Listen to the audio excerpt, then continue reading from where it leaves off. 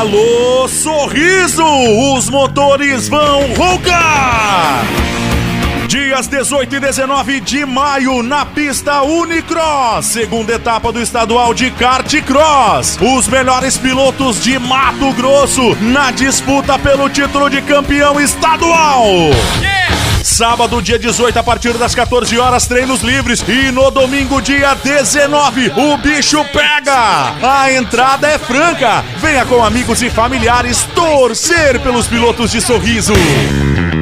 Segunda etapa do estadual Mato Grossense de kart cross, dias 18 e 19 de maio em Sorriso, na pista Unicross. Organização e realização: União Kart Cross de Sorriso, Unicross. Supervisão Faente. Apoio Prefeitura de Sorriso.